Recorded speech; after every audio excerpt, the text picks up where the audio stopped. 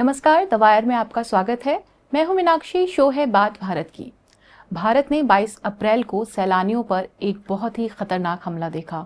इसके कुछ हफ्ते बाद भारतीय सेना ने पाकिस्तान में 9 आतंकी ठिकानों को निशाना बनाया ऑपरेशन सिंदूर के तहत। ऑपरेशन सिंदूर उस तनाव का जो था शुरुआत था जो भारत और पाकिस्तान के बीच शुरू हुआ। दोनों सेनाओं के बीच गतिरोध हुए, कई सारे भारतीय जो शहर है सीमाओं पर उन पे शेलिंग हुई, बहुत सारे जो आम नागरिक हैं उनकी जान गई। शनिवार को यानी पिछले हफ्ते अ, एक संदेश दिया गया जिसमें कहा गया कि अब सीज फायर हो गया है, जो कि शनिवार की शाम 5 बजे से ही प्रभावी है। ये सीज फायर क्यों हुआ, कैसे हुआ, इसके बारे में तमाम तरीके कयास लगाए गए थे। अमेरिकी राष्ट्रपति डोनाल्ड ट्रंप ने दावा किया था कि ये सीज फायर में जो मध्यस्थता की है वो उन्होंने की है। हालांकि बाद में सोमवार को जब प्रधानमंत्री राष्ट्र के नाम संबोधन देने आए तब उन्होंने इस बारे में कोई बात नहीं की। यहाँ से आगे भारत पाकिस्तान के संबंध कैसे जाएंगे, ये जो पूरे 2 से 3 हफ्ते गुजरे हैं, इनका भारत की राजनीति पर क्या प्रभाव पड़ेगा, आज हम शो में इसी बारे में बात करेंगे। बात करने के लिए हमारे साथ मौजूद हैं द वायर की संपादक सीमा चिश्ती जी, आपका स्वागत है। हमारे साथ हैं वरिष्ठ पत्रकार निधीश त्यागी जी, आपका भी स्वागत है सर। सर, पहला सवाल मेरा आपसे ही है, जिस मोड़ पर भारत और पाकिस्तान के रिश्ते आ गए हैं, इस पूरे ऑपरेशन से पहले ऐसा नहीं लग रहा था कि तनाव इस कदर बढ़ चुका है, लेकिन जो ये 4 दिन का गतिरोध हुआ उसके बाद जिस तरह की हमने देखा डीजीएमओ के बीच बातचीत हो रही है, पर यह है कि नहीं, अभी स्थिति जो है सामान्य यथा स्थिति रखने की बात हो रही है। लेकिन अगर इस तनाव के पृष्ठभूमि को देखा जाए, जिस तरह से दावे अंतर्राष्ट्रीय मीडिया में चल रहे हैं, जिस तरह के दावे खुद पाकिस्तान के नेता कर रहे हैं, आला कमान कर रहे हैं, उसके आगे क्या भविष्य दिखता है भारत और पाकिस्तान के बीच जो रिश्ते हैं उनका?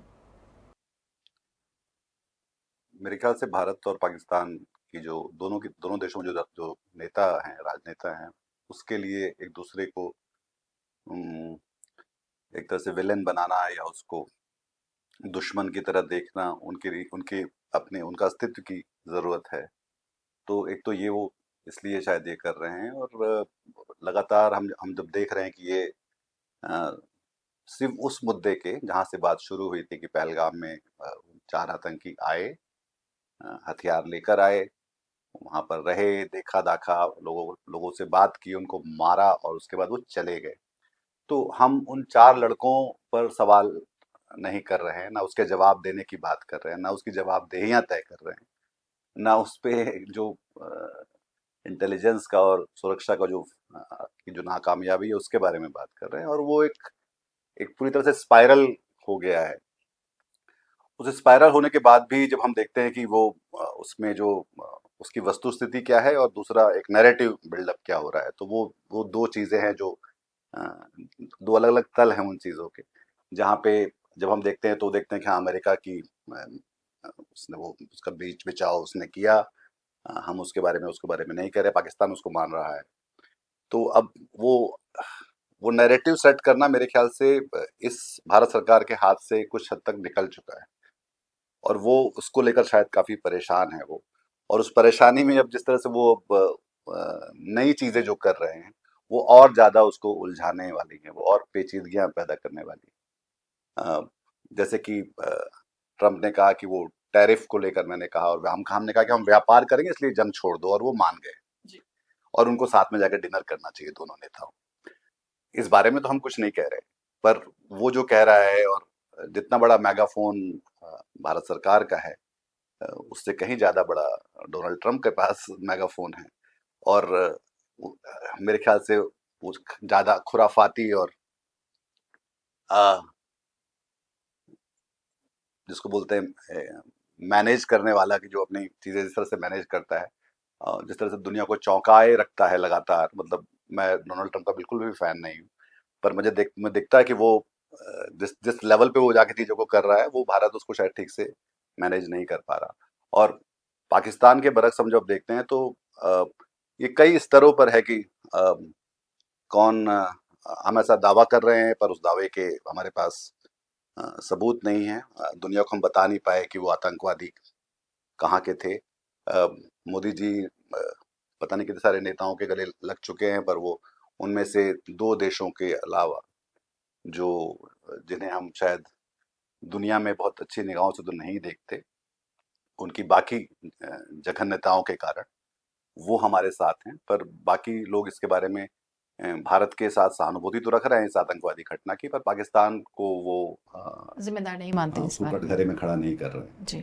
सीमा जी, यही सवाल मेरा आपसे है कि भारत पाक के जो संबंध थे अब तक वो जैसे भी थे, जैसा कि निधि जी ने जोड़ा इसमें कि ऐसे बहुत सारे सवाल हैं जिनके जवाब अभी अनुत्तरित हैं, उनका कोई जवाब मौजूद नहीं है और इस बारे में हम पाकिस्तान को विलन बना रहे हैं, जो कि बनाना भी चाहिए। अगर भारत सरकार के पास प्रमाण है कि उसे वो दुनिया के सामने रखने चाहिए, क्योंकि अंतर्राष्ट्रीय मीडिया में कहीं ना कहीं ये छवि बनती जा रही है कि भारत के पास प्रमाण नहीं है कि वो आतंकी पाकिस्तान से आए थे, और क्योंकि वो हमला करने की और वो निशाना बनाने की स्थिति में था, इसलिए उसने किया। इस नैरेटिव को तोड़ने के लिए आपको क्या लगता है कि भारत सरकार क्या कर सकती है, जिससे कि जिस तरह सीज फायर हुआ, जो सीज फायर के आसपास की पूरी जो भी उस दिन की गतिविधियां थी, उसमें किसी को नहीं पता, वो एक अचानक से एक फैसला आता है और उसमें भी अमेरिका से पहले वो बात पता चल रही है, हमें नहीं पता। तो क्या भारत सरकार को चाहिए कि वो स्पष्ट कर दे ये सारी चीज़ें अपनी तरफ से? हाँ, ये तो बहुत मतलब इसमें जो इन्फॉर्मेशन के अभाव और गलत इन्फॉर्मेशन के प्रसार, इन दोनों का जो असर पड़ा है भारत पे विशेष रूप से, और मुझे उसकी ज़्यादा चिंता है, और पाकिस्तान की भी जनता पे जो असर पड़ा है। आपने वेबसाइट्स ब्लॉक कर दिए, पाकिस्तान क्या कह रहा है, क्या दावा कर रहा है, वो भी यहाँ पे है नहीं, तो भारत की जनता को ये अंदाज़ा नहीं है क्लियरली कि अंतर्राष्ट्रीय स्तर पर कैसे भारत सरकार के दावे देखे जा रहे हैं। और मुझे लग रहा है मोटा मोटी हमारी सेना ने तो हमारी रक्षा की, भारत सिक्योर है, हम लोग कॉन्फिडेंट हैं और कंफर्टेबल हैं।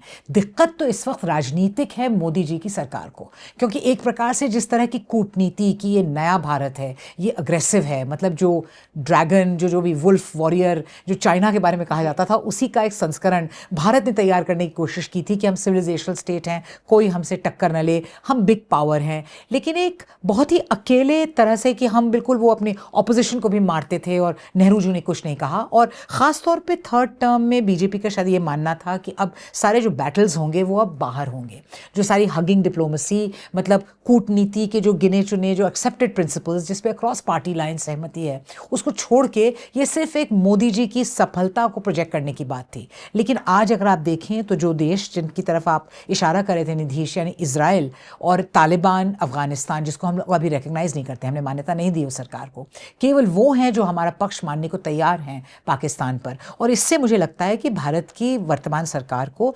2008 के बाद और पार्लियामेंट में हमले के बाद जिस तरह से सरकार ने जुट के साक्ष्य तैयार किए, प्रूफ एविडेंस पन्ने रखे, डॉसियर्स लेके किया, क्योंकि ये तो बहुत ख़तरनाक बात है कि आपका जो एक नेबर है उसके प्रति सिर्फ एक सैन्य ऑप्शन आप रख रहे हैं। भाई आपकी टूलकिट में तो कई चीज़ें होनी चाहिए, कूटनीति, परसुएशन, उनको रिवॉर्ड करना, उनको पनिश करना, मतलब भांत भांत की चीज़ों से कूटनीति चलती है। आप सिर्फ डंडा लेके हर बार तो नहीं कह सकते ना कि अगली बार आएगा तो मैं और कस के मारूंगा आपको। इससे हमारे बॉर्डर पे जो लोग हैं वो कैसे और सुरक्षित हो रहे हैं। आप इस तरह के ऐलानिया चीज़ें करके आप पाकिस्तान को पहले आगाह कर दे रहे हैं।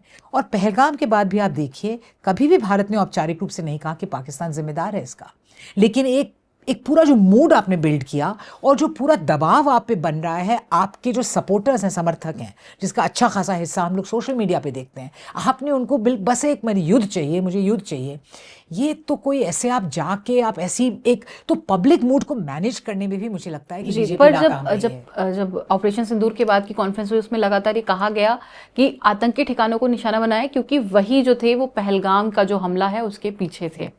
तो ऐसे में आप एक तरफ से तो कह रहे हैं, पर जब हम बात करते हैं कि इसका क्या प्रमाण है, तब सरकार के हाथ में कुछ क्यों नहीं है?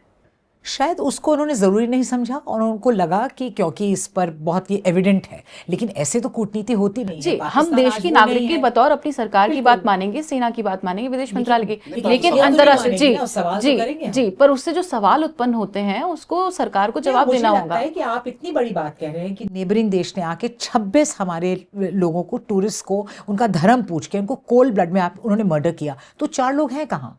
आप जब तक उस पर पूरे प्रमाण, उसका एक आकलन, उस पे कि आपको 90 मिनट क्यों लगे या 45 मिनट क्यों लगे आपके एक सिपाही को पहुंचने में वहाँ पर, आप जब तक इन सवालों का जवाब नहीं देंगे, आप हमला कर देंगे, भले ही उसमें सच्चाई हो। और कोई, जैसे कि एक पाकिस्तानी विश्लेषक हमारे प्रोग्राम पे थे, वो उस अखबार का प्रतिनिधित्व करते थे जिसने ये वाजे किया, जिसने ये एविडेंस दी सारी कि अजमल कसब पाकिस्तान से हैं। तो कह रहे थे कि मैं वहाँ से आ रहा हूँ, और वहाँ से लेके अब तक जो फ़र्क है भारत के कूटनीतिक रिस्पॉन्स में, एक वातावरण तैयार करने में, देशों को अपने साथ लाने में, अपनी बात कन्विंसिंग रूप से कहने में, सिर्फ अपने ऑनलाइन सपोर्टर्स को बार बार उकसाना, ये तो बहुत बड़ा डेंजर है। क्योंकि हमारा देश पाकिस्तान की तरह तो नहीं है ना, पाकिस्तान लड़ रहा होगा इस्लाम के लिए लड़ाई, यहाँ तो एक सेक्युलर, एक मैच्योर, एक बिग पावर हैं आप। पहले तो हाइफनेशन आपका चिंडिया था ना। आप चाइना की बात कर रहे थे, किसी ने आज जिक्र किया है उस इकोनॉमिस्ट का, इकोनॉमिस्ट मैगजीन का, जो लंदन से प्रकाशित होती है। 10 साल पहले वो बोल रही है कि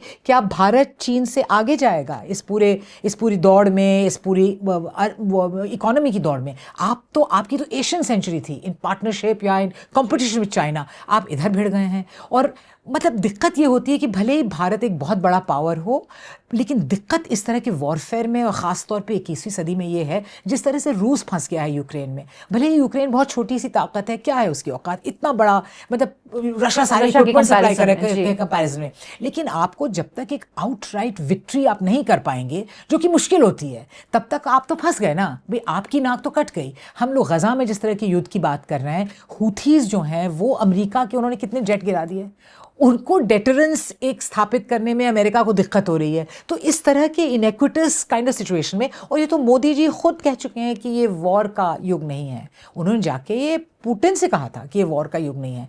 तो ये कि सिर्फ वॉर एक विकल्प है और हम बस तैयार कर रहे हैं अपने सब सिटीजन्स को, अपने पब्लिक मूड को, हम अगली बार ऐसे मारेंगे, ये तो एक इतने बड़े देश को, जो प्लूरल है, जो अपने लोगों के लिए, जो भूखमरी से जिसको डील करना है, जिसको बुनियादी समस्याओं से डील करके उसका वो देखता है अपना एक अलग तरह का भविष्य, इससे तो आप पूरी इंडिया स्टोरी को बहुत पीछे खींच के ले जा रहे हैं। जी, और इसमें सबसे बड़ा एक जो पहलू निकल के आता है वो है, जो मैं पहले भी कह रही थी, कि बतौर नागरिक हम पूछ लेंगे, हम भरोसा कर लेंगे, पर अंतर्राष्ट्रीय मीडिया जो कि भारत की तरह नहीं चलता है, उसे आपने क्या प्रमाण दिया? और जो जिन जिन देशों की आप बात कर रहे हैं जो हमारे साथ नहीं खड़े हैं, वहाँ डिप्लोमेसी का क्या? ये जो भी गतिरोध हुआ, इसका हमें क्या परिणाम देखने को मिलने वाला है, जो हमारे जो मित्र राष्ट्र कहे जाते थे उनसे? मतलब मेरे ख्याल से हमारे कूटनीतिज्ञों ने और विदेश विभाग ने जान लगाकर ये कोशिश तो की होगी कि वो उनको समझाएं कि भाई ये हमारी जो कार्रवाई है बहुत वाजिब है और प्रोपोर्शनेट है, टारगेटेड, जो कि वो सारे शब्द इस्तेमाल करते हैं। हालांकि वो ये नहीं बता पा रहे हैं शायद कि वो 4 लोग आए, गए, कौन, कहाँ थे। एक तो ये कि मतलब उन्होंने तो कोशिश की, पर उनसे कोई कन्विंस शायद उस तरह से नहीं हो पा रहा है। दूसरा ये कि दुनिया जिस तरह से अभी है, मतलब किसको उम्मीद थी कि भारत पाक में एक तरह से फ्लैश पॉइंट पे आएंगे और ये इस तरह का एस्केलेट हो जाएगा। पर क्योंकि ऑलरेडी इतना कुछ चल रहा है सब तरह, वो टैरिफ वॉर उसने दुनिया पे थोप रखा है, फिर यूक्रेन है, फिर उसके बाद इसराइल है, रोज हम वहां की चीजें देख रहे हैं। तो जिसको बोलते हैं ना कि आप दुनिया का अगर एक माइंड वेयर होगा, उस माइंड वेयर में आपके लिए कोई जगह थी नहीं उस समय, जिस समय आप ये अपने ये शुरू सब किया। एपेटाइट नहीं जी, था इसका एपेटाइट नहीं कि था कि यहाँ किसी, पे आप, और हाँ, आप दुनिया के सबसे बड़े देश हैं और भाई, उन्होंने फिर 1.4 वही किया बिलियन। जो कि ऐसे में बोलते हैं कि भाई चुप रहे तू, अभी जो है हम्म, उनको चुप, मतलब आप बोला कि भाई अभी कुछ नहीं करना, अभी तो तुम लोग तो वो जो कि जी, होता हुआ दिखलाई पड़ रहा है, हम भले उसको डिनायल में रहें और हम कहें कि ये सीज फायर नहीं है, ये पॉज है, और ये पॉज है तो मतलब जो असल में जो जमीन पे दिखलाई पड़ रहा है वो ये कि आप एक तो चुप हैं, दूसरा अभी भी वो ट्रेड को लेकर, उसके बाद फिर आप कुनमुना रहे हैं कि नहीं नहीं हमने तो वो मध्यस्थता के लिए हम नहीं, हमारी तो प्रिंसिपल वो कह रहे हैं कि हम शिमला समझौते को मानते ही नहीं बाप के, वो एक अबेयंस में जा चुका है। तो हम एक सरियल, एक मतलब at one level it's very funny, at one level it's hugely serious situation, जहाँ पे हम समझ पाना बड़ा मुश्किल है कि हम उसको किस तरह से देखें। और वो दिखाने का काम सरकार का होना चाहिए था, जो कि उटपटांग ही बातें किए जा रही है वो। और ये बात शायद ज्यादातर भारतीय जनता पार्टी और संघ के लोगों को शायद समझ में नहीं आती कि जिसको उनके दिमाग में जो वीर रस है वो दरअसल विभत्स है।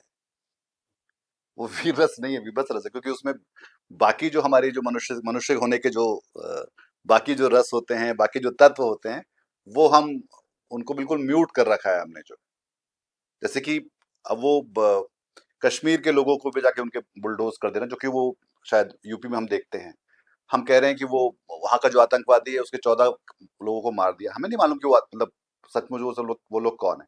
जो मसूद जो है उसको तो नहीं मार पाया जो आपके टारगेटेड उसमें था। अब उसके 4 लोगों को मैं मतलब आप मुझे मारने हैं, अब मुझे ना मार के आप मेरे पूरे मोहल्ले को मार मार डालें। तो इसको आप समझ रहे हैं कि ये इंसाफ है, ये आपकी बहुत सही कार्रवाई है, तो इसको लेकर बहुत सारे सवाल। नहीं, और भविष्य को लेकर बहुत इस बात से चिंता है कि हालांकि अनौपचारिक रूप से लेकिन सरकारी सूत्रों ने ये कहा था कि अगली बार अगर कोई आतंकवादी घटना होती है तो हम जंग कर देंगे। ये कितनी इर्रिस्पॉन्सिबल बात है कि इतना बड़ा देश, इतना जिम्मेदार देश भारत ये कह रहा है कि वो आउटसोर्स कर दे रहा है। जंग डिक्लेयर करने की आपका जो अधिकार होता है, आपकी जिम्मेदारी होती है एक सरकार की, वो आपने 4 बारूद लिए हुए लोगों को आपने वो कर दिया है कि जो कुछ करेगा तो हम उसको एक ऐलान जंग मानेंगे। ये हालांकि ये बहुत अच्छी बात है और मैं शुक्रगुजार हूँ प्रधानमंत्री मोदी की कि उन्होंने ये सब नहीं दोबारा रिपीट किया, लेकिन आपने वो फ्लोट तो कर दिया। और तो वो पूरी आप अपने सपोर्टर्स को जो बार बार जंग जंग एक इनसिक्योरिटी का माहौल खड़ा करना चाह रहे हैं, आप उसको फीड किए जा रहे हैं। तो ये कहाँ तक एक स्टेबल, एक खुशहाल, एक टुगेदर, एक मजबूत भारत को तैयार करेगा आज से 5 साल बाद या 3 साल बाद, इसको सोच के घबराहट होती है। जी। और हमें एक बहुत तेजी से हिंदू पाकिस्तान बदल रहे हैं, मतलब इसको से देखना ही चाहिए और इस बारे में बात भी करनी चाहिए कि ये कोई हमको ये अब वो भारत नहीं रहा जिसमें सब लोग जो उसकी अपनी स्थापना थी। मतलब देखिए कि ये जो कर्नल कुरैशी है, सोफिया कुरैशी और जो विक्रम मिस्री जो बोल रहे थे भारत की तरफ से, हमारी क्या दलील थी? हमारी दलील थी कि हम धर्मनिरपेक्ष देश हैं, हम ये हैं, और उन्हीं को सोशल मीडिया के बुलडोजर्स ने रौंद डाला है, उसके बिना इंतजार किए उन्हीं लोगों को। तो ये जो हिंदू पाकिस्तान बनने की शुरुआत है कि वहां पे कोई एक व्यक्ति अगर कोई ढंग की बात कह देगा, जो कि शायद अच्छी बात है और उसको शायद मानना चाहिए, और ये भारत का साफ तौर पे एक आधिकारिक स्टैंड है कि हाँ हम धर्मनिरपेक्ष देश है और हम डाइवर्स है, और उसको आप तोड़ने की कोशिश कर रहे हैं। तो वो तोड़ने के लिए हमको क्या पाकिस्तान और आतंकवादियों की जरूरत रह गई है? यहाँ पर ही माहौल इतना ख़राब हो चुका है। सीज़ फायर जिस तरीके से हुआ था उसके बाद बहुत सारे जो पूर्व जो सेना के अधिकारी थे उन्होंने नाराज़गी जताई थी। उनका कहना था कि अगर जिस तरह से दावे किए जा रहे थे कि उस जो भी गतिरोध चल रहा था उसमें भारत का पलड़ा भारी था, तो उस स्थिति में सीज़ फायर की ज़रूरत क्यों थी। और इस चीज़ को लेकर सेना के जो पूर्व जो अधिकारी और लोग थे उन्होंने जगह जगह लेख लिखे, बयान दिए, बहुत जगह उन्होंने बोला कि ये जो सीज़ फायर की कार्रवाई है ये भारत के पक्ष में नहीं गई है। क्या आप दोनों ऐसा मानते हैं? मेरे ख्याल से तो शांति किसी भी दिन बेहतर होती है किसी भी युद्ध से, किसी भी दिन के युद्ध से, और तो इसलिए वो ठीक है। दूसरी बात ये कि अगर आपकी ये, क्योंकि सारा सवाल अब आपकी सामरिक और कूटनीति दोनों पे सवाल है कि अगर आपको करना भी था तो क्या ये उसका सबसे अच्छा वक्त था? क्या आपने सोच समझ के किया? क्या आपके पास प्लान था? दिख रहा है हर हर हर स्तर पे दिख रहा है कि आपकी आपके पास कोई योजना नहीं थी। आपको सिर्फ लगा कि इसको लेकर हम एक बना सकते हैं नैरेटिव, तो इसलिए उसको हम उड़ा दें। तो और दूसरा, आप खुद ही जो चीजें दुनिया पूछ रही है वो आप बता कहाँ रहे हैं? आप अभी तक कहाँ बता पाए कि अभी कितने आपको कितना नुकसान हुआ, आपके जहाजों का क्या हुआ? आप तो नहीं बता। दुनिया बोल रही है कि हाँ आपके जहाज नहीं रहे, उसके बाद स्टॉक मार्केट ये बोल रहा है कि किसका कितना नुकसान रहा हो, किसको कितना फायदा हुआ। सरकार और आधिकारिक सूत्र नहीं बोल रहे उसके बारे में। समान सवाल मेरा आपसे। हाँ, नहीं, मैं आपसे सहमत हूँ कि युद्धबंदी मतलब हर तरह से अगर बंदूक बंद हो जाए वो फेवरेबल है। युद्ध कभी किसी ये बोलना कि शांति का रास्ता युद्ध से होके गुजरता है, ये बहुत डेंजरस। आज बुद्ध पूर्णिमा है, तो ये सब तो बहुत शांति का मार्ग डेंजरस। शक्ति से जाता है। हाँ, ये और उस दिन, शक्ति यानी आखिरी बात युद्ध, ये ये तो विरोधाभास है। बहुत ही, हाँ, विरोधाभास, और ये बहुत भयावह बात है जबकि हमारे सबसे टॉलेस्ट लीडर हमारे देश के श्री मोदी ये बोलें, तो ये खतरे की बात है। नंबर 2, जिस तरह से सीज फायर हुआ, मतलब ट्रम्प बतौर एक ट्वीट के दोबारा भारत और पाकिस्तान को अगल बगल रख के उसको हाइफनेट करके दोबारा इस तरह से उसका ऐलान कर रहे हैं, और फिर भारत सरकार एक 46 सेकंड की प्रेस कॉन्फ्रेंस करने पे मजबूर होती है, जिसके बाद फॉरेन सेक्रेटरी को बिल्कुल इतनी गालियां पड़ रही हैं, और एक मंत्री न सिर्फ उनके मंत्री, कोई एक मंत्री एमपी रूलिंग पार्टी का आके उनका समर्थन नहीं करता है। तो मुझे लगता है वो पूरा नैरेटिव मैनेजमेंट, जब आपने एक दफ़ा एम्ब्रेस कर लिया सीज फायर, आपको उसकी बात करनी चाहिए थी। अब जैसे कल ही डीजीएमओज ने कहा है कि कॉन्फिडेंस बिल्डिंग मेजर्स जो हैं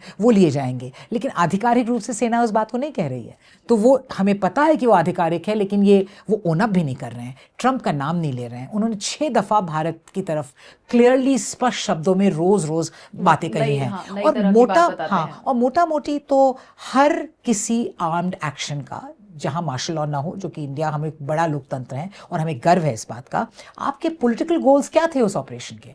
आपके पॉलिटिकल गोल्स क्या मीट हुए? और ये कहना कि अगली बार आप ये करेंगे हम डंडा मारेंगे आपको, अरे आप सिक्योर कैसे कर रहे हैं हम लोगों को? तो ये तो है नहीं कि भाई हमारे घर पे अगर चोरी होनी है तो हम अगली बार हम चोर को बहुत कस के मारेंगे। आप अब अपनी कुर्सी मेज वगैरह, खाना वाना, आटा दाल कैसे बचा के रखना है, उसमें तो कोई बात ही नहीं हो रही है। सुरक्षा की क्या इंतजाम है? और डिटरेंस तो वो होता है ना जब कोई हिम्मत ना करे वो करने की। बार बार ये कहना कि अगली बार हम ये करेंगे, इससे तो एक बहुत विचित्र और एक बहुत बिखरा हुआ मैसेज जाता है, जो कि इंडिया के स्टैचर को, हम तो बड़ा देश हैं, बड़ा मुल्क है, 5th लार्जेस्ट इकोनॉमी है, ये सब हैं हम, और हम लोग यूएन सिक्योरिटी काउंसिल पे एक जगह चाहते हैं, हम जिम्मेदार मुल्क है, न्यूक्लियर पावर है, और ये पहली बार दुनिया में एक ऐसा है कि न्यूक्लियर नेबर्स हैं। मतलब कम से कम यूएसएसआर और अमेरिका में इतना फासला था कि आईसीबीएम के पहुंचते पहुंचते कुछ घंटे लग जाते, यहाँ तो मिनटों का खेल है। तो इस पूरी चीज़ को देखते हुए एक बहुत घबराहट सी होती है, और उसमें चीन का साया है, ये सब चीन के साये में हो रहा है। तो वो पूरे में क्या सरकार इस वक्त इस कॉम्प्लेक्सिटी को, ये जो स्थिति उसने क्रिएट की है, इसको मैनेज कर पाएगी, इसको लेकर बहुत सवालिया निशान है। क्योंकि इन्फॉर्मेशन, जैसा कि निधीश ने कहा, आ ही नहीं रही है। आप ब्रीफिंग कर सकते थे, आप हर लेवल पे ब्रीफिंग कर सकते थे।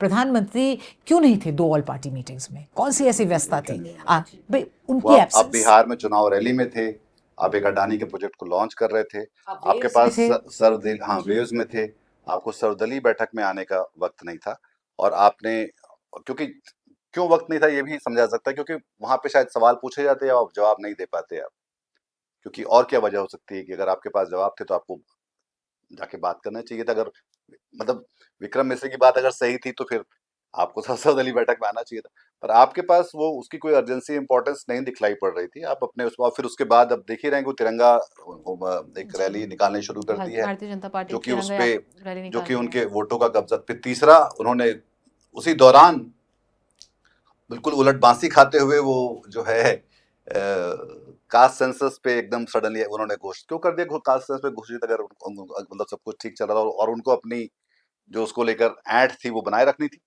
तो वो इसलिए कर रहे हैं क्योंकि क्योंकि वो भी एक तरह से जिसको बोलते हैं पर कि अगर एक हेडलेस हम चिकन बतौर स्टेट में। पत्रकार हम ये बैठ के देखते हैं 22 अप्रैल से अब तक का हम पूरा घटनाक्रम, तो ये बहुत ही अटपटा हो जाता है। जैसे पहलगाम के बाद में एक अलग तरह का माहौल था, देश में बहुत दुख था, अचानक से हम देखते हैं कास्ट सेंसस का इशू आ गया। अब कास्ट सेंसस वाला चल ही रहा था, उसमें अचानक से ऑपरेशन सिंदूर। तो ये ऐसा नहीं लग रहा कि ये वेल थॉट चीजें आ रही हैं, ये ऐसा लग रहा है आज मन किया, पैनिक रिएक्शंस है। जी, आज मन किया तो ये कर दिया। और अब जैसा कि न्यूज़ रूम्स में हमने देखा है, तमाम तरीके की न्यूज़ रूम्स में हम चौंकाने की बात करते हैं कि हमें दर्शक को चौंका देना है, कि दर्शक के पास ऐसा कुछ हो जिससे वो जुड़ा रहे। ये तो उसी तरह की एक्सरसाइज लग रही है, ना कि कोई देश या कोई एक जिम्मेदार सरकार बैठकर फैसले ले रही हो, उस तरह का हमें कुछ भी नजर नहीं आता। इसी कड़ी में जो भी पिछला गतिरोध चला, उसमें मीडिया की भूमिका हमने पिछले हफ्ते भी इसी शो में बात की थी कि मीडिया क्या कर रहा था। अब हम देख रहे हैं कि भारतीय एक एंकर का वीडियो है जिसमें वो ईरान के खिलाफ बोला था, और अब ईरान जो है उसको लेकर नाराजगी जता रहा है।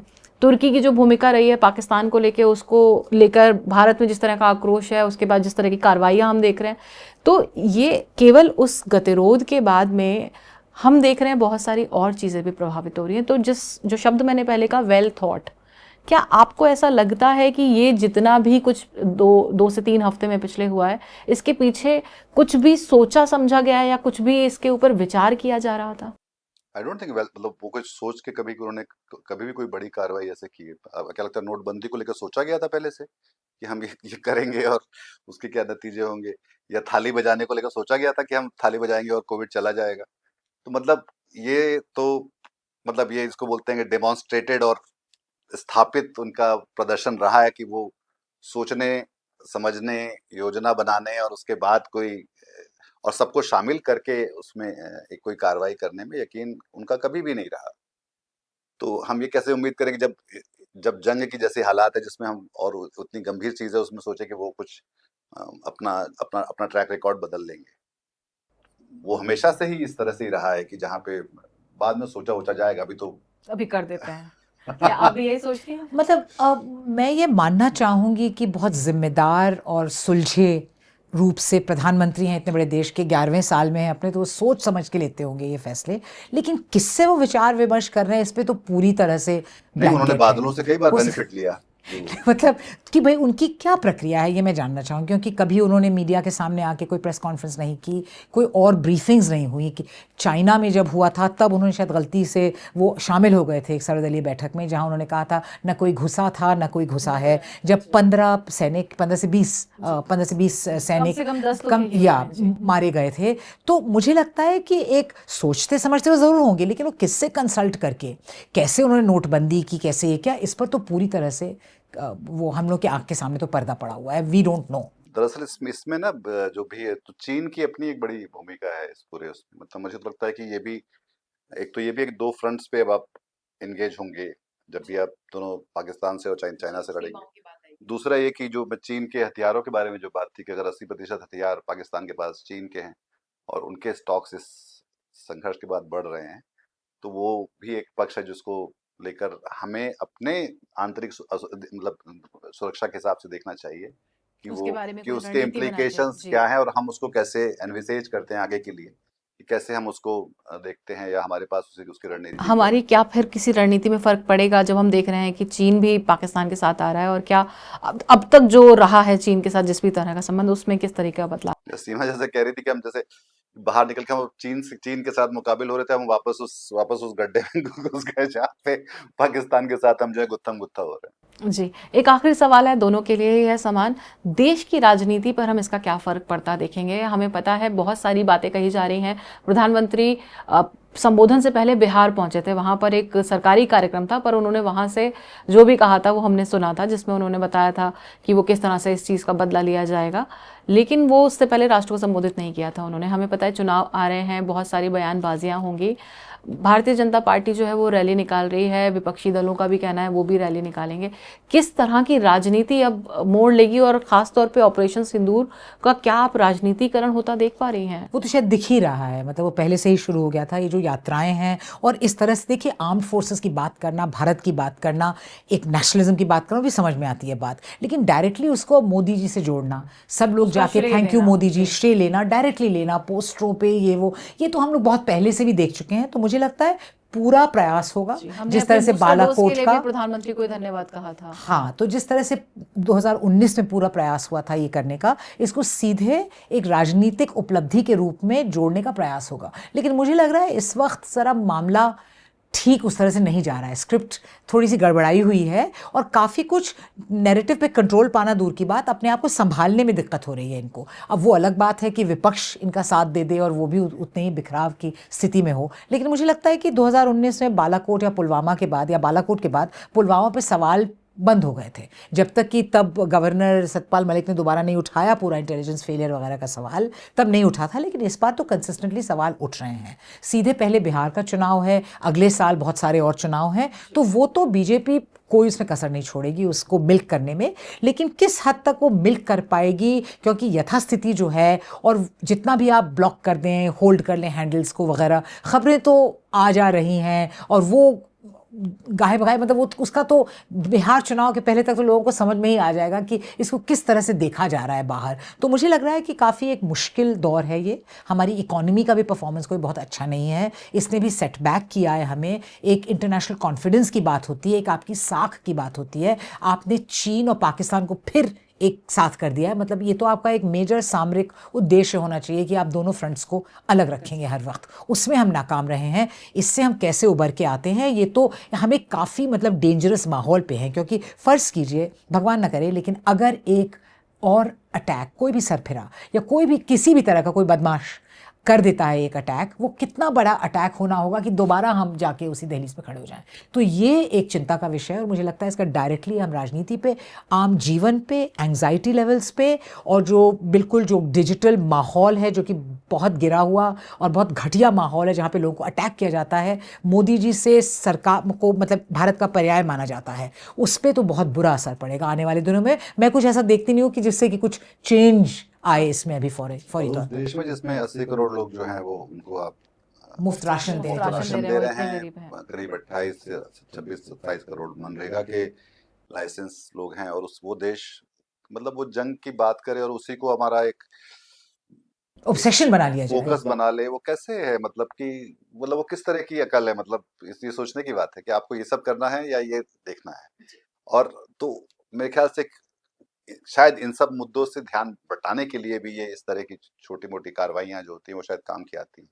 छोटी मोटी तो इस तरह से नहीं है, क्योंकि वो जितना आपका बाकी जो नुकसान हुए हैं वो शायद और वो कहीं तो सीज ज्यादा, फायर हो गया, नहीं तो एक बहुत गंभीर हाँ एक कहीं ज्यादा पोजीशन है। ले सकती थी एक। और आतंकवाद को निपटने के लिए मेरे ख्याल से दुनिया में किसी ने भी इस तरह से नहीं किया कि वो, और जहां भी किया वो उनको फिर असफल होकर लौटना ही पड़ा। मतलब अगर हम ये कहें कि 9/11 के बाद भी जो अफगानिस्तान से किया, तो आखिरी में अमेरिका को लौटना ही पड़ा। और मतलब और उसका बड़ा कॉस्ट था जी, अमेरिका की पूरी बहुत बड़ी पॉलिटिक्स कीमत पे, थी। उनके इकोनॉमी हाँ पे सब तरफ उसका से। बहुत असर था। एक अंत में बस एक छोटी सी बात कहना चाहूँगी मीनाक्षी, कि जिस तरह से मीडिया, मेन स्ट्रीम मीडिया जिसको आप कहेंगे लेगेसी मीडिया, बड़ा मीडिया, उसने जिस तरह की इस तरह की चीज़ें कि कराची पे कैप्चर हो गया है, लाहौर चले गए हैं, वहाँ प्लॉट कट रहे हैं, अजीब अजीब तरह की, जो इससे भारत की जो स्टैंडिंग है, पोजीशन है, जो ऑफिशियल नैरेटिव है, जो एक इंस्टीट्यूशनल नैरेटिव, एक सीरियसनेस है उसके पब्लिक स्फेयर का, उस पर बहुत बुरा असर पड़ा है। क्योंकि इससे जो सरकार भी बोल रही है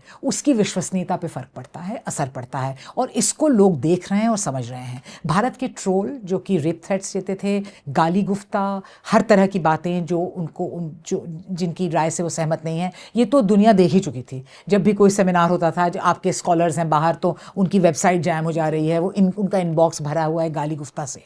लेकिन अब ये भारत के लिए ये भी एक बहुत बड़ा कूटनीतिक चैलेंज बनता जा रहा है, क्योंकि इससे एक तस्वीर बनती है भारतीयों की जो विदेश में है, जो जहाँ, वही मैं कह रही हूँ, तो जहाँ मीडिया और ट्रोल्स में एक पूरे एक सिंक्रोनिसिटी है, एक वो सिंक्रोनाइज्ड एक्शन की तरह दिख रहा है, और उन पे तो सरकार कुछ नहीं कह रही है। 4 PM चैनल था, उसको ब्लॉक कर दिया, क्यों किया गया हमको नहीं पता, वो ब्लॉक उठ गया है। आउटलुक इंडिया का उन्होंने वो कर दिया, हमें नहीं पता क्यों किया था, और उसे कई और वो बहुत लगता है कि बड़ी पैनी नजर है उसकी, तो उसका तो does this have it's consent? तो ये एक बहुत बड़ा सवाल। मुझे लगता है कि तो फीड है, मतलब हाँ, ये फीड भी हो सकती है, मैं वो कहना नहीं चाहती क्योंकि बस प्रमाण नहीं नहीं आज कि वो नहीं, फीड हो, कल लेकिन कल वैष्णव साहब ने उनको शाबाशी दी मुख्य धारा की मीडिया को कि भाई आपने जो कवरेज किया वो और कर उसका तो कोई मुकाबला नहीं। देखिए, और इससे और जो लोग पत्रकारिता कर रहे हैं वो, और नहीं फिर हमको शायद, पर हमको ये बात, हमारे लोग कौन ये बात कहेगा मीनाक्षी की पत्रकारिता और मीडिया इंडस्ट्री अब एक बिल्कुल अलग अलग चीजें हो चुके हैं। हम में से कुछ लोग हैं जो उसको बचाने की कोशिश करते हैं, जहां से हम लोग आए थे और जो हम करते आए थे, और एक पूरा जो मीडिया का जो वो तो उद्योग तंत्र है से हाँ जुड़ा जो हुआ है कि बिल्कुल। एक उस मेगाफोन, वो एम्पलीफाइड, वो वायर्ड, वो वहां से क्या बोलते हैं, प्लग्ड इन है कि वो आज कराची को कर लो, आज रावलपिंडी को ऐसा कर लो। मतलब ये तब मतलब पूरा एक तरह से एक वीडियो गेम की तरह है दरअसल, अगर आप देखो तो जो बच्चे खेलते हैं।